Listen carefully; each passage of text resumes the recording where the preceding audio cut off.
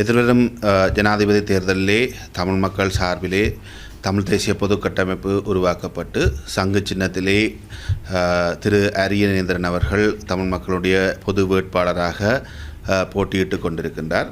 இந்த சந்தர்ப்பத்திலே ஏன் நாங்கள் திரு அரியநேந்திரன் அவர்களுடைய சங்கு சின்னத்துக்கு வாக்களிக்க வேண்டும் என்று பலரும் கேள்விகள் கேட்கின்றார்கள். உண்மையிலே இந்த இடத்திலே நாங்கள் ஒரு விடயத்தை பார்க்க வேண்டும். கடந்த பல ஆண்டுகளாக தமிழ் மக்கள் தென்னிலங்கையைச் சேர்ந்த பிரதான வேட்பாளர்களுக்கு மாறி மாறி வாக்களித்திருக்கிறார்கள்.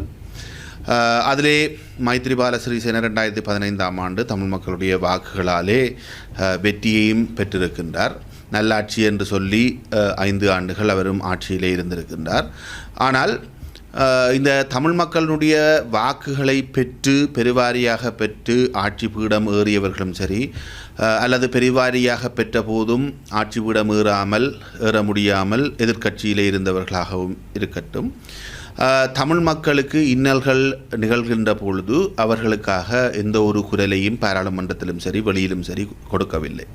அல்லது தமிழ் மக்கள் பாதிப்புகளுக்கு உள்ளாகிய இடங்களுக்கு வந்து அவர்களோடு நின்று போராட்டங்களிலே ஈடுபட்டவர்களும் அல்ல. குறிப்பாக குருந்தூர் மலையிலே தமிழ் மக்கள் தங்களுடைய அடையாளங்களுக்காக போராடி கொண்டிருந்த பொழுது, வெடுக்குநாரி மலையிலே தங்களுடைய அடையாளங்களுக்காக போராடி கொண்டிருந்த பொழுது, மயிலந்தமடுவிலே தங்களுடைய வாழ்வாதாரத்துக்காக பசுமாடுகளுக்காக தமிழ் மக்கள் தொடர்ச்சியாக போராடி கொண்டிருந்த பொழுது, அல்லது 1000 நாட்களையும் தாண்டி காணாமலாக்கப்பட்டவர்கள் போராடி கொண்டிருந்த பொழுது, இந்த எவருமே தமிழ் மக்களுடைய வாக்குகளை பெற்று ஜனாதிபதியாகியவரும் சரி அல்லது எதிர்க்கட்சி தலைவராக இருப்பவரும் சரி எவருமே தமிழ் மக்களுக்காக குரல் கொடுப்பதற்கு தயாராக இருக்கவில்லை.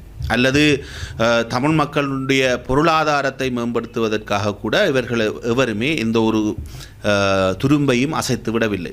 ஆகவே ஏன் நாங்கள் இந்த பிரதான வேட்பாளர்களுக்கு நாங்கள் மாறி மாறி வாக்களித்து கொண்டே இருக்க வேண்டும்? அவர்கள் எங்களுடைய வாக்குகளை எங்களை தந்திரோபாயமாக ஏமாற்றி பெற்றுக்கொண்டு அதற்கு பிறகு தமிழ் மக்களை பற்றி கதைக்கவே தயாராக இல்லாத ஒரு சூழ்நிலையில் நாங்கள் மீண்டும் மீண்டும் ஏன் ஏமாற வேண்டும் என்கின்ற ஒரு எண்ணப்பாடு ஒவ்வொருவருக்கும் ஏற்படுகின்றது. அந்த வகையில் தான் நாங்கள் எங்களுக்கு எது தேவை என்கின்ற ஒரு விடயத்தை நாங்கள் சர்வதேசத்துக்கும் சரி தென்னிலங்கைக்கும் சரி சொல்ல வேண்டிய ஒரு நிர்பந்தத்திலே இந்த தடவை நாங்கள் தமிழ் பொது வேட்பாளரை 7 கட்சிகளும் 80க்கும் மேற்பட்ட பொது அமைப்புகளும் ஒன்றிணைந்து இந்த தேர்தலிலே தமிழ் பொது வேட்பாளரை சங்கு சின்னத்திலே போட்டியிட வைத்திருக்கின்றோம். எங்களுடைய தேர்தல் விஞ்ஞாபனத்திலே நாங்கள் பல்வேறு விடயங்களை குறிப்பிட்டிருக்கோம். எங்களுக்கு எது தேவை என்கின்ற விடயத்தை நாங்கள் சொல்லியிருக்கின்றோம். தமிழ் மக்களுக்கு இந்த ஆட்சி மாற்றத்தினாலே எந்த ஒரு பொருளாதார சுபீட்சமும் கிடைத்துவிடப் போவதில்லை. அதை நாங்கள் ஒவ்வொருவரும் ஆணித்தரமாக எங்களுக்குள் புரிந்து கொள்ள வேண்டிய ஒரு தேவைப்பாடு இருக்கிறது. காரணம் நான் உங்களுக்கு சொல்லுவேன். இந்த ஆட்சி மாற்றத்தால் ஏதேனும் பொருளாதார நன்மைகள் கிடைக்குமாக இருந்தால் அது வெறுமனே தென்னிலங்கைக்கான பொருளாதார மாற்றமாக அமையுமே தவிர தமிழ் மக்களுக்கான பொருளாதார சுபீட்சத்தை கொண்டு வரப்போவதில்லை. கடந்த பல ஆண்டுகளாக யுத்தம் முடிவடைந்து கிட்டத்தட்ட 15 ஆண்டுகள் கடந்து விட்ட நிலையில் வடக்கு கிழக்கினுடைய அபிவிருத்திக்காக இந்த இலங்கையிலே மிகவும் யுத்தத்தாலே பாதிக்கப்பட்ட பிரதேசம் வடக்கு கிழக்கு. இந்த வடக்கு கிழக்கினுடைய அபிவிருத்திக்காக இவர்கள் என்னத்தை செய்தார்கள் என்கின்ற கேள்வி எங்கள் ஒவ்வொருவருக்கும் எழ வேண்டும். சரி, அவர்கள் இனவாத அடிப்படையிலே தமிழ் மக்களுக்கு தீர்வு தான் தரவில்லை என்று சொன்னால் பொருளாதார முன்னேற்றம் என தந்தார்கள் என்று நாங்கள் பார்க்க வேண்டும். ஆக குறைந்தது அவர்களோடு தமிழினத்தை காட்டி கொடுத்தவர்கள் அல்லது தமிழினத்துக்கு எதிராக செயற்பட்டவர் என்று சொல்லப்படுகின்ற பலர் அவர்களோடு அமைச்சு பதவியில் இருந்திருக்கிறார்கள். ஆனால் அந்த அமைச்சர்களுக்கு வெறுமனே ஒரு ஏமாற்றுகின்ற பேய்காட்டுகின்ற அமைச்சு பதவிகளை வழங்கினார்களே தவிர வடக்கு கிழக்கை அபிவிருத்தி செய்யக்கூடிய ஒரு காத்திரமான அதிகாரம் மிக்க அமைச்சு பதவிகளை கூட வழங்குவதற்கு இந்த தென்னிலங்கை ஆட்சியாளர்கள் ஒருபோதும் தயாராக இருக்கவில்லை. வடக்கிலே பலாலி விமான நிலையம் இருக்கிறது. அதிலிருந்து பலாலியிலிருந்து சென்னைக்கு போவதற்கு கூட விமானங்களை அனுமதிப்பதற்கு இவர்கள் தயாராக இல்லை. உலக நாடுகளோடு பலாலி விமான நிலையத்தை தொடர்புபடுத்தி ஒரு சர்வதேச விமான நிலையமாக ஆக்குவதற்கு கூட இந்த தென்னிலங்கை ஆட்சியாளர்கள் தயாராக இல்லை, விரும்பவில்லை. காரணம், எங்களுடைய புலம்பெயர்ந்த தமிழ் செல்வந்தர்கள் இலகுவாக வடக்கு கிழக்குக்கு வந்து தங்களுடைய பொருளாதார முதலீடுகளை இங்கே செய்து விடுவார்கள். அதனூடாக வடக்கு கிழக்கு பொருளாதாரத்திலே பலமடைந்து விடும் என்கின்ற ஒரு பயம் இந்த தென்னிலங்கை ஆட்சியாளர்களுக்கு இருக்கிறது. இந்த பிராந்தியத்தை அபிவிருத்தி செய்யக்கூடாது என்கின்ற ஒரே நோக்கத்தோடு தான் இந்த பலாலியிலிருந்து இந்தியாவுக்கான விமான சேவையை கூட ஒரு சிறப்பான முறையில் செய்வதற்கு இந்த தென்னிலங்கை ஆட்சியாளர்கள் தயாராக இல்லை. அதே போன்று காங்கேசன்துறை துறைமுகத்தை அபிவிருத்தி செய்வதற்கும் இவர்கள் தயாராக இல்லை. உண்மையிலே இந்த காங்கேசன்துறை துறைமுகம் அபிவிருத்தி செய்யப்படுமாக இருந்தால், இந்த கடல் பகுதி அபிவிருத்தி செய்யப்படுமாக இருந்தால், இலங்கையை சுற்றி செல்லுகின்ற கப்பல்கள் எல்லாம் காங்கேசன்துறைக்கும் இந்தியாவுக்கும் இடையாலே சென்றுவிடும்.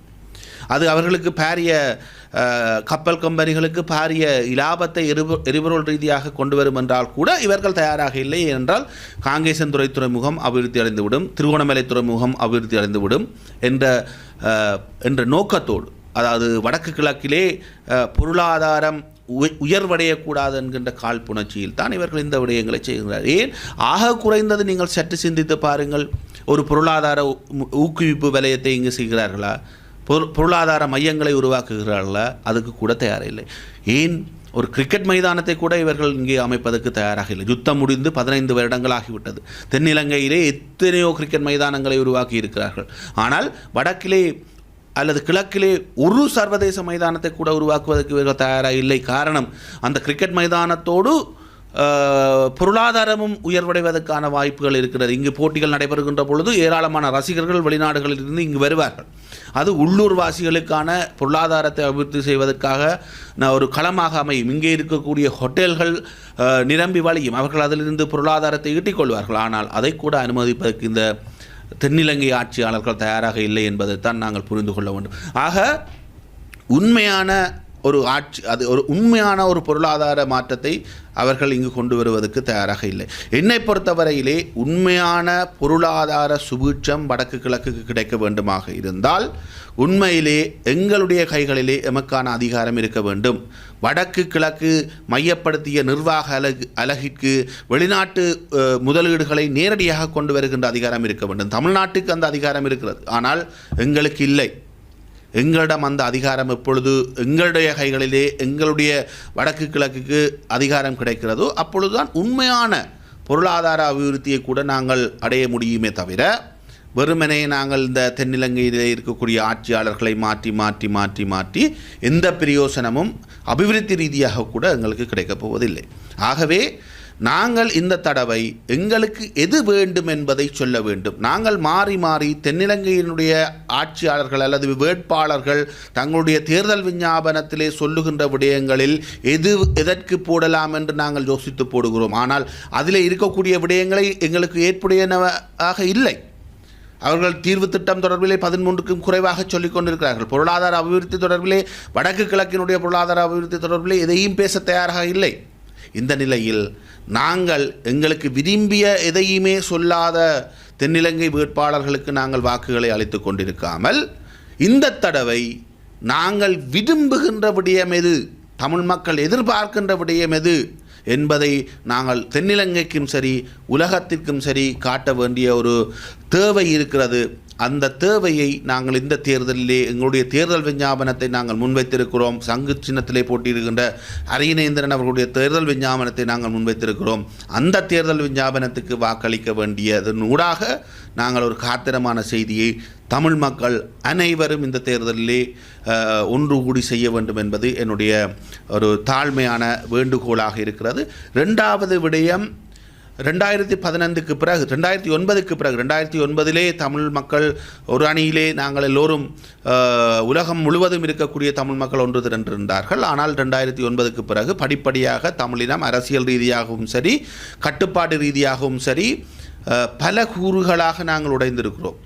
ஏன் அரசியல் தலைமைகளை மட்டுமல்ல, எங்களுடைய ஊர்களிலே இருக்கக்கூடிய விளையாட்டுக் கழகங்களுக்குள் பிளவு, ஆலயங்களுக்குள் பிளவு, பாடசாலை மாணவர் ஒன்றியங்களுக்குள் பிளவு என எல்லா இடமுமே எங்களுடைய இனம் இன்று பிளவடைந்திருக்கிறது. அது வடக்கு கிழக்கில் மட்டுமல்ல, புலம்பெயர்ந்த தேசங்களில் இருக்கக்கூடிய எங்களுடைய தமிழ் அமைப்புகள் எல்லாமே பிளவடைந்து நிற்கிறார்கள். இந்த சந்தர்ப்பத்திலே எங்களுடைய தமிழினத்தை ஒன்றுபடுத்துவதற்காக கிடைத்திருக்கிற ஒரு அரிய வாய்ப்பாகவும் இந்த தமிழ் பொது வேட்பாளர் என்கின்ற விடயம் அமைகிறது என்பதையும் நான் இந்த சந்தர்ப்பத்திலே ஆணித்தரமாக கூறுகின்றேன். ஏனென்றால் 7 அரசியல் கட்சிகள் முழுமையாக இந்த சங்கு சின்னத்துக்கு ஆதரவு வழங்கி கொண்டிருக்கின்றன. அதைவிட தமிழரசு கட்சியினுடைய ஒரு பகுதி சங்கு சின்னத்துக்கு ஆதரவு வழங்கி கொண்டிருக்கிறது. அதைவிட 80க்கும் மேற்பட்ட தமிழ் சிவில் சமூக அமைப்புகள், வணிகர் சங்கங்கள், மீனவர் சங்கங்கள், விவசாய சங்கங்கள் என பல, விளையாட்டுக் கழகங்கள் என பல சங்கங்கள் ஒன்றாக அணிதிரண்டு தமிழ் பொது வேட்பாளரை முன்னிறுத்தி இருக்கின்றன. அவர்களுக்கான ஆதரவை வழங்கி கொண்டிருக்கின்றன. அதேபோன்று உலகம் முழுவதிலும் இருக்கக்கூடிய தமிழ் அமைப்புகள் மாறி மாறி தங்களுடைய பேராதரவை இந்த தமிழ் பொது வேட்பாளர் என்கின்ற சிந்தனைக்கு வழங்கி கொண்டிருக்கிறார்கள். இதனூடாக மீண்டும் தமிழினம் ஒன்றுபடுகின்ற ஒரு நிலைமை ஏற்பட்டிருக்கிறது.